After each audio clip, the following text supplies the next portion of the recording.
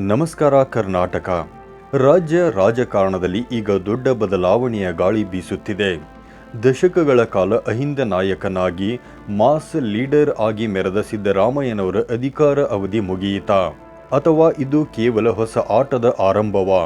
High command ಸಿದ್ದರಾಮಯ್ಯನವರಿಗೆ ರಾಜ್ಯಸಭೆಯ offer ನೀಡಿದರೂ ಅವರು ಯಾಕೆ ನಿರಾಕರಿಸಿದರು? ಮುಂದಿನ 2 ವರ್ಷ ಸಿದ್ದರಾಮಯ್ಯನವರ ಪ್ಲಾನ್ ಏನು? ಡಿಕೆ ಶಿವಕುಮಾರ್ ಅವರಿಗೆ ಈಗ ಹೂವಿನ ಹಾಸಿಗೆ ಸಿಕ್ಕಿದೆಯಾ ಅಥವಾ ಮುಳ್ಳಿನ ಹಾದಿ ಶುರುವಾಗಿದೆಯಾ? ಇವತ್ತಿನ ಈ ವಿಶೇಷ ವಿಡಿಯೋದಲ್ಲಿ ನಾವು ಕರ್ನಾಟಕ ರಾಜಕೀಯದ ಈ ಎಲ್ಲ ಇಂಚಿಂಚು ಮಾಹಿತಿಗಳನ್ನು ಬಿಚ್ಚಿಡಲಿದ್ದೇವೆ. ವಿಡಿಯೋವನ್ನು ಕೊನೆಯವರೆಗೂ ನೋಡಿ, ಏಕೆಂದರೆ ಈ ವಿಡಿಯೋದಲ್ಲಿರುವ ಸತ್ಯಗಳು ನಿಮ್ಮನ್ನು ಬೆರಗುಗೊಳಿಸಬಹುದು. ಸಿದ್ದರಾಮಯ್ಯನವರ ದೆಹಲಿ ಆಫರ್ ಮತ್ತು ನಿರಾಕರಣೆ.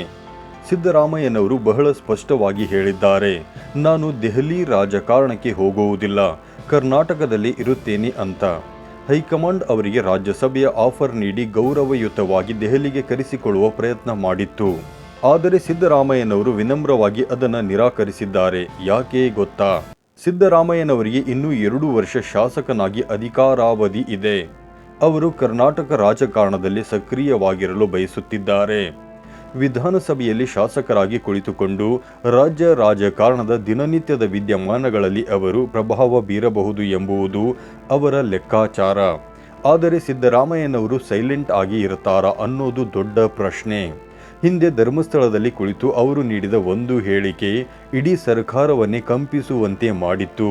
ಹೀಗಾಗಿ ಅವರು ಅಧಿಕಾರದಿಂದ ಕೆಳಗಿಳಿದರೂ ಒಂದು ಪರ್ಯಾಯ ಶಕ್ತಿ ಕೇಂದ್ರವಾಗಿ ಕೆಲಸ ಮಾಡುವುದಂತೂ ಖಚಿತ. ಹೈಕಮಾಂಡ್ ನಿರ್ಧಾರ ಮತ್ತು ಸಿದ್ದುಗೆ ಆದ ಆಶ್ಚರ್ಯ. ಮೂಲಗಳ ಪ್ರಕಾರ ರಾಹುಲ್ ಗಾಂಧಿಯವರು ನೇರವಾಗಿ ಕರೆದು ರಾಜೀನಾಮೆ ನೀಡಲು ಹೇಳಿದ್ದನ್ನು ಸಿದ್ದರಾಮಯ್ಯನವರು ನಿರೀಕ್ಷೆ ಮಾಡಿರಲಿಲ್ಲ. ಅವರು 2028ರವರೆಗೂ ತಾವೇ ಮುಖ್ಯಮಂತ್ರಿಯಾಗಿ ಮುಂದುವರಿಯಬಹುದು ಎಂಬ ವಿಶ್ವಾಸದಲ್ಲಿದ್ದರು. ಹೈಕಮಾಂಡ್ ತಮ್ಮನ್ನು ಸದ್ಯಕ್ಕೆ ಟಚ್ ಮಾಡಲ್ಲ ಎಂದು ಅವರು ಅಂದುಕೊಂಡಿದ್ದರು. ಆದರೆ 6 ತಿಂಗಳ ಕಾಲಕ್ಕಾದ ಹೈಕಮಾಂಡ್ ಸರಿಯಾದ ಸಮಯ ನೋಡಿ ಈ ನಿರ್ಧಾರ ತೆಗೆದುಕೊಂಡಿದೆ. ಇದು ಸಿದ್ದರಾಮಯ್ಯನವರಿಗೆ ಸ್ವಲ್ಪ ಮಟ್ಟದ ಆಘಾತ ತಂದಿದ್ದರೂ ಅವರು ಪಕ್ಷದ ಶಿಸ್ತಿಗೆ ಗೌರವ ನೀಡಿ ಸುಸೂತ್ರವಾಗಿ ಅಧಿಕಾರ ಹಸ್ತಾಂತರಕ್ಕೆ ಒಪ್ಪಿಕೊಂಡಿದ್ದರು. ಡಿಕೆ ಶಿವಕುಮಾರ್ ಎದುರಿಗಿರುವ ಸವಾಲುಗಳು. ಈಗ ಡಿಕೆ ಶಿವಕುಮಾರ್ ಅವರಿಗೆ ಮುಖ್ಯಮಂತ್ರಿ ಪಟ್ಟ ಸುಲಭವಾಗಿ ಸಿಕ್ಕಿದೆ. ಆದರೆ ನೆನಪಿಡಿ, ಇದು ಹೂವಿನ ಹಾಸಿಗೆಯಲ್ಲ. ಕಾಂಗ್ರೆಸ್ನಲ್ಲಿ ಕೇವಲ ಡಿಕೆಶಿ ಮಾತ್ರವಲ್ಲ, ಜಿ ಪರಮೇಶ್ವರ್, ಸತೀಶ್ ಜಾರಕಿಹೊಳಿ, ಎಂಬಿ ಪಾಟೀಲ್ ಅವರಂತಹ ಹಿರಿಯ ನಾಯಕರು ಕೂಡ ಮುಖ್ಯಮಂತ್ರಿ ಸ್ಥಾನದ ಮೇಲೆ ಕಣ್ಣಿಟ್ಟಿದ್ದಾರೆ. ಮತ್ತೊಂದು ಮುಖ್ಯ ವಿಷಯ ಅಂದರೆ ಮಾಸ್ ಲೀಡರ್ ಇಮೇಜ್. ಸಿದ್ದರಾಮಯ್ಯನವರು ಉತ್ತರ ಕರ್ನಾಟಕದಿಂದ ಹಿಡಿದು ದಕ್ಷಿಣದವರೆಗೂ ಜನರ ಮೇಲೆ ಪ್ರಭಾವ ಹೊಂದಿರುವ ನಾಯಕ. ಡಿಕೆ ಶಿವಕುಮಾರ್ ಅವರು ದೊಡ್ಡ ತಂತ್ರಗಾರ, ಹೌದು.